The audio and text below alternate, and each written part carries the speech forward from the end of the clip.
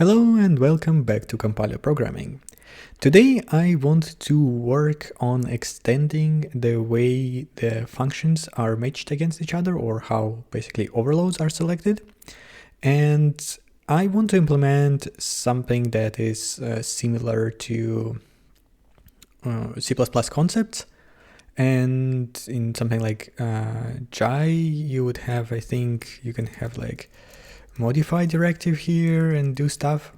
But and as said in C++, this would be like template, and then you can do T requires, I don't know, I think it's like forward iterator or some stuff like this. Basically, you can constrain what generic type can be based on some more like procedurally or functionally defined requirement. Okay, so how would that work? First, let's try to make the syntax, and I think for syntax I will actually keep exactly the same thing as I do here, and then I will just have to change how I deal with with what is actually happening here.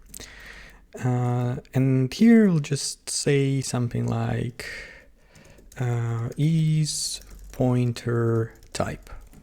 Okay, then is pointer type is going to be a function. This is gonna take a type, obviously. Well, actually, it might be that it should take a value and not a type, because if we statically know the value, then we can sort of do stuff. But I guess let's just make it take the type. It's a compile time function, that's why I'm using like this fat arrow and not regular arrow. And then it returns as well type. But it actually might return null, and which would indicate that the matching failed. Like, it also could technically produce a different type here. So you could pass in, I don't know what would be a good example. I guess imagine a function that takes like we would have a string like or something like this, and then it would check on if it is a fixed size array, then it would just wrap it in a slice or something like this, or wrap it into internal representation. But yeah, something along these lines, I would guess. But right now, let's just focus on our case at hand. I will make this work, then I will try to use it in some other places, and then hopefully I can figure out what would be the better way maybe to structure all of this. But for that, first I need some working implementation to play around with. Here we would say if type tag is this, so basically we are copying, then type else 0. Sounds pretty straightforward to me. Now obviously this will fail, but let's check where that will fail, and then we will go from there. Right. So we have a bunch of type mismatches. Those are probably all the places where we are using this static value function. Now we can take one of these. We can go here. We can focus on this test and we can try to run. But before we do, I guess what I could do is I could go to source.h and break whenever we have an error. Now we should actually get where we would see here. So we have mass value ensures static of. Okay, great. We have value ensure type. Fine. So this thing, it returns a descriptor. Okay, that's also something I can understand. And then in here, this is where we call this stuff. Now I think in here we would not call value insert type, we will do something else. Now the tricky part about this stuff is that in order to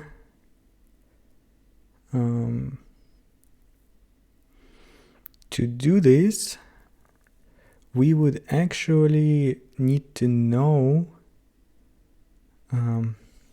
So type matching happens sort of in two places. Something I've been cleaning up over the last few days, and there is still much to do, and I'm still not sure what is the right way to go about this. But essentially, this function, it deals with resolving types in the presence of how should I say, different generic stuff. So if we search for templated, so if we have if we have stuff like this where one type depends on the type of the other thing, then this function deals with resolving it. However, at this point we don't really have access to the original types, and those types, they exist beforehand. Let's actually run again. I think we could probably deal with it earlier, maybe. Okay, ensure parameter descriptors. Right. So I think our problem right now is that we should actually mark the function as generic in case like this, which is, can I even detect this? That is an interesting question, because I think I might not even be able to. So that's gonna be awkward then. So generic, this is where we are dealing with generics. This is where we are setting it. So I'm interested in this one. So this is where we parse the function. We start with generic false. If we split, okay, fine. And then is inferred type. Okay, that also makes sense. But we have maybe type expression. Right. So this is where the problems, in a sense, begin, because we need to know, like, we need to mark this function as a generic before we can say that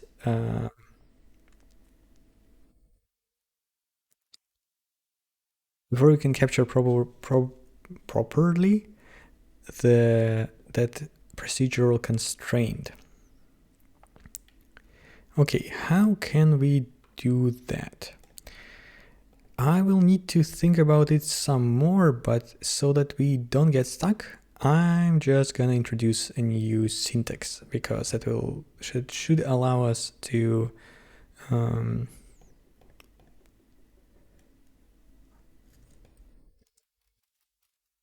do stuff. Okay, so this is what it's gonna look like now. And then we can say, okay, we try to split, fine.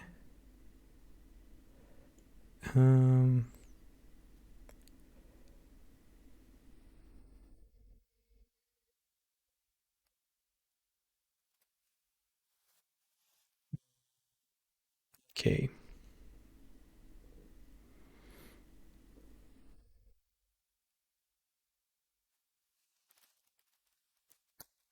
So if we weren't able to split it, that means that there was no stuff. So if it is generic, then we should do the following. We try to split on operator this. Yeah, we get name tokens. So if we were able to split, then do something, otherwise do whatever we were doing before. So what if we were able to split? Well, first of all, well, generic will already be marked, that's good. And this will be marked as well.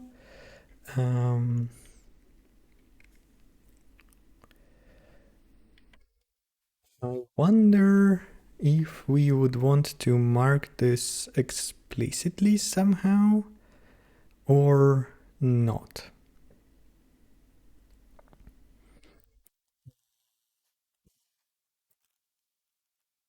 Don't know. Let's see what this gives us and then we just go from there. So now we should fail in a different place, I believe. Well, that is unexpected, to say the least. Right. Okay. I got it. So what happens now is that we just mark it as generic and we completely ignore that constraint.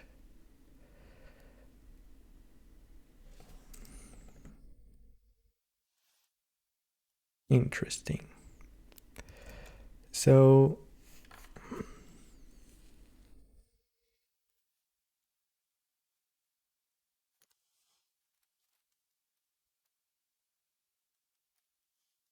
type expression. What is type expression? It's going to be a value view. That's not very convenient. Let's introduce another thing. I'll not worry for the size of this struct for now. So maybe type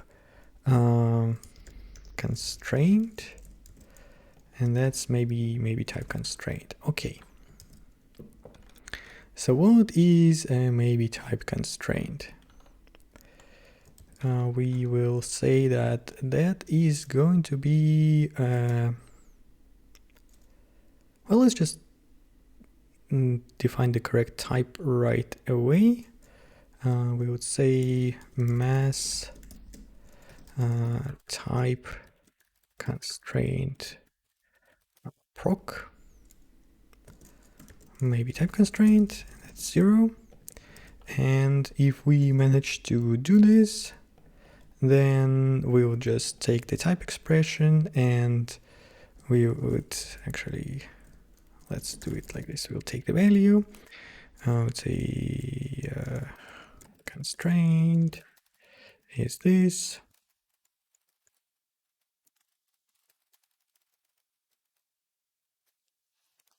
Now, ideally, we probably want to do this delayed, but I also will not worry about this for now. To do this lazily, I guess, maybe. Okay.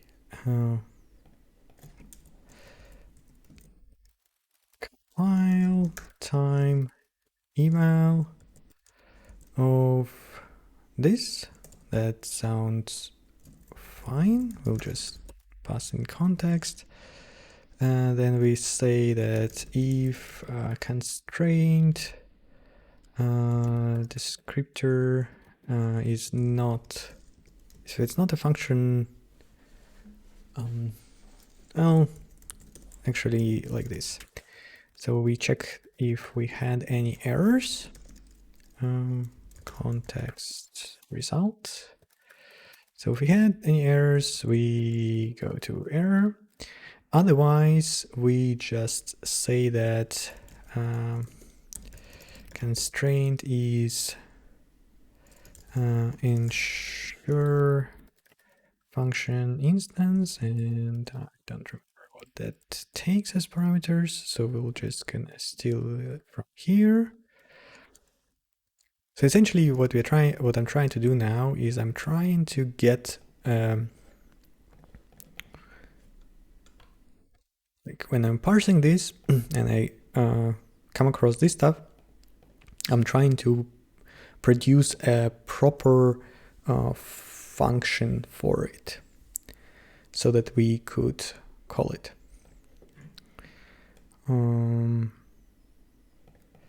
Right, so we need to provide a program.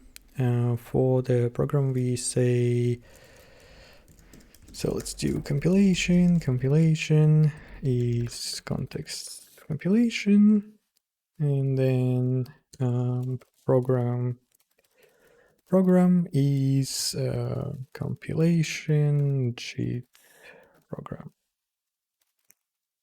So we need to produce something that is callable by us. Now I also need to check function signature. So this mass type constraint proc, we actually need to check that. And so we should have an instance in here, and now we should be able, so what is here, args view, let's just pass in nothing. Share function instance to call, that's gonna be constraint, and now we just say value as function and program const instance, something along these lines. Maybe type constraint. Yes, we don't know what this proc is, so let's do the following. We go to meta C, have this proc over here, we just copy that stuff. It returns a const descriptor, it accepts a const descriptor, and it does something.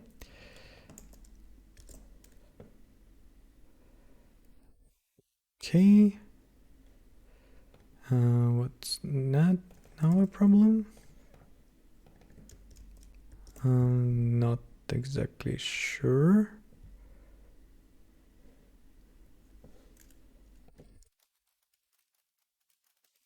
Descriptor.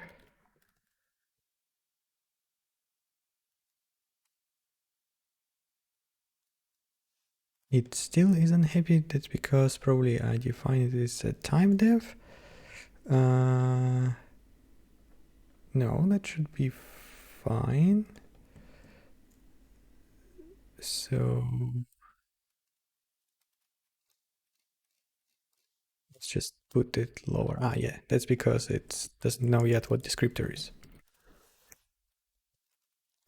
Great. So here we need to do a cast on this stuff.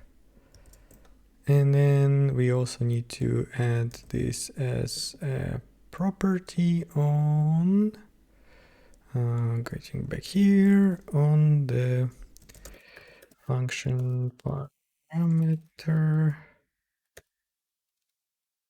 Yeah.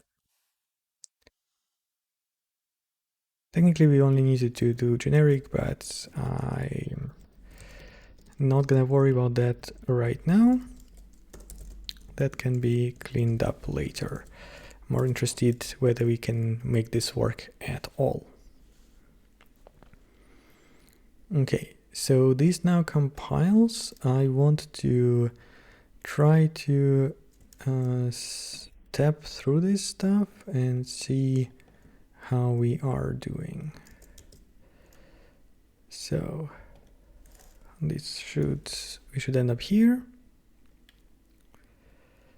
That's perfect.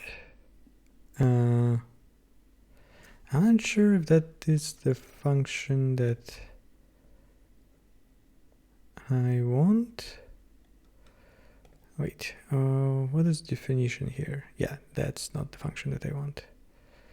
That's also not the function that I want, and neither of these one. So let's just try breaking here. Okay, fine, we ended up where we wanted. Now we have an expression. This is pointer type. Let's try to evolve this. Now we do have a function literal. That's perfect. We get the program. We try to do ensure function instance.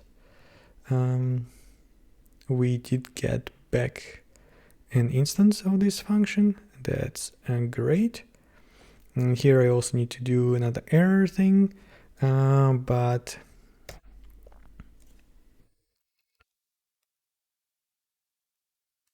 right. I'm also missing something else.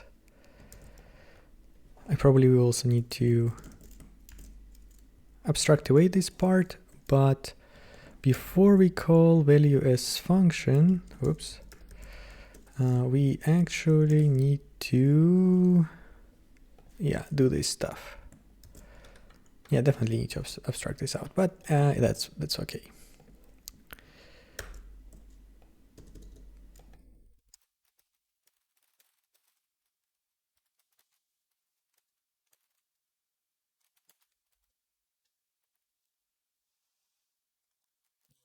Great. So let's try to run this. That should pass again, I hope. Yep, but we are still not actually checking it. That is happening in... where is this happening? That's an interesting question. There is H overload or something. Which overloads? Yes. So there is this function literal value, literal info for args, and I believe this is where we are doing this stuff. And in here, what we need to do is we need to say param maybe constraint, then this actual descriptor, otherwise actually let's do it more explicitly. So if we have a constraint, then we are going to say actual descriptor is param maybe constraint of actual descriptor, and then in here, if not actual descriptor, so this is a case where we did not match, and I think this function is allowed to return 0. Yeah, this function is allowed to return 0. So that's exactly what we are going to do. So to do cleanup memory, and we are going to return 0. Otherwise, well, actually, in any case here, we are going to do the same thing that we were doing before. Well, that seems good to me. I could do param tag. Right, so let's also step through this stuff. So let's see if we end up in here. Please, something is not yet working. Right. Is not a member function parameter, isn't it? It's called maybe type constraint. Okay. Let's try that again. We are ending up in here when we actually have the function now. The question is, will we crash or not? We did not crash. We got back what we wanted. So that's perfect. And we should be fine. Great. Okay. So that's neat. I think that's basically what we needed to do. So that's nice. Okay, that's clean up memory. Now we need to test all of this slightly better and also make sure that the errors work out fine. Okay. For this stuff, well, we have templated stuff over here. So let's add a type constraint. It should support type constraints on generic or templated parameters. Okay, so how is it gonna look like? This is going to be foo, and it's gonna accept x, and the constraint is going to be I don't know. Actually, something useful, which I might even add to the standard library, would be I'll just call my to avoid any conflicts. My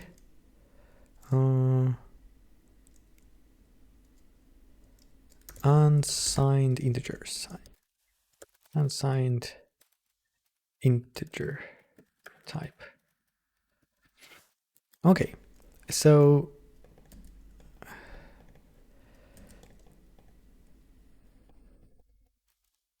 now I can create this thing, and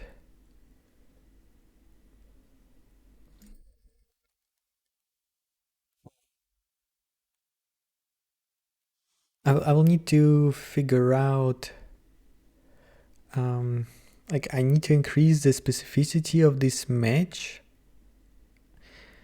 but yeah, that's also something not super important at the moment. So what I will do instead is, let's say, t is type, and this returns type, and here I would say x is u64,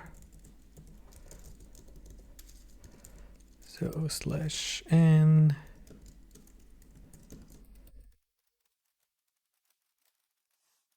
Right now I don't actually have like logical operators, so this is gonna look pretty weird.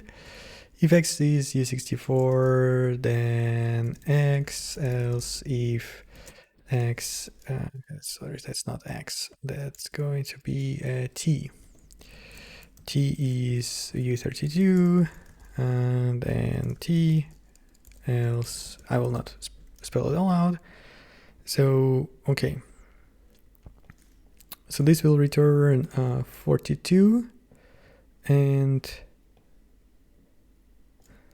well, I guess the way we can test it is we can say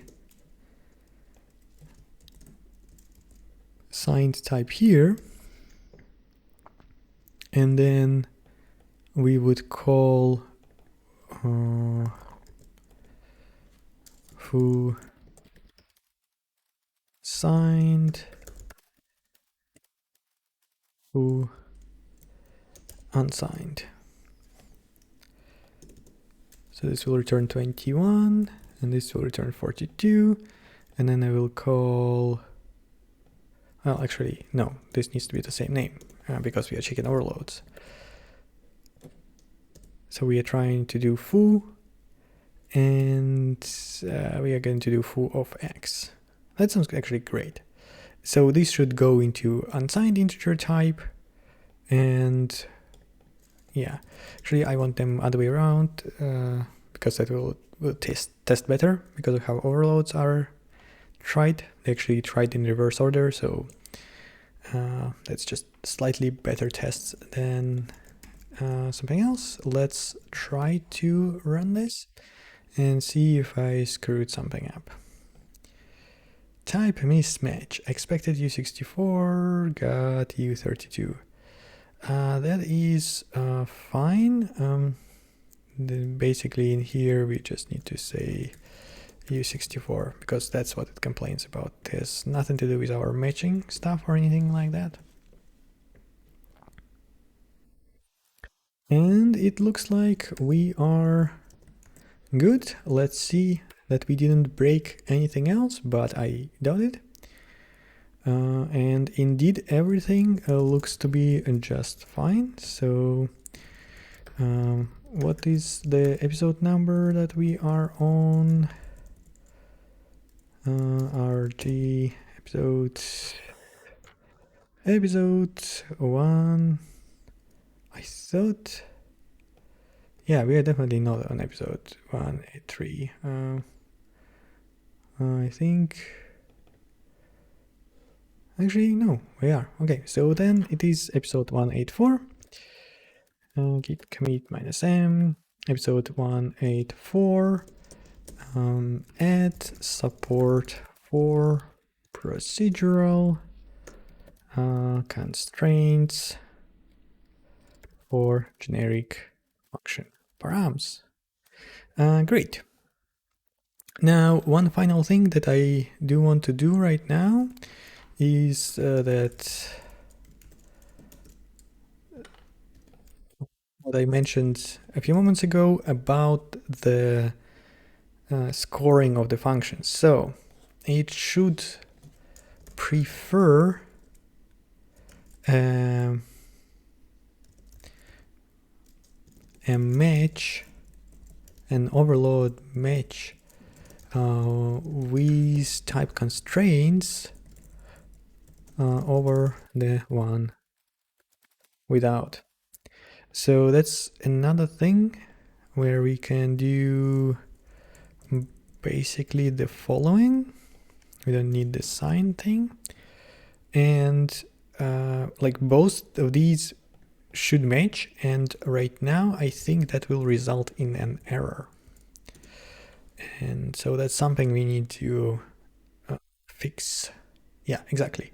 So it has no idea, like the message is missing the function name, but the important thing is, yeah, it doesn't know which one to choose, and we need to help it somehow for the choice. I think that should be literally one line change. In calculate arguments match score, what we are doing, yeah, is that we are saying that if param may be type constraint, and then we assume that it was satisfied, then we just say that it was an exact type. I'm not sure if that is, like, ideally the exact match should be better, but you sort of run into this problem with how the scoring is done at the moment. So I don't know, I need to redo this. Like it seemed like a great idea to just do the standard trick that CSS, for example, also use, where you just like multiply integers, and it all works out as long as you have no more than this amount.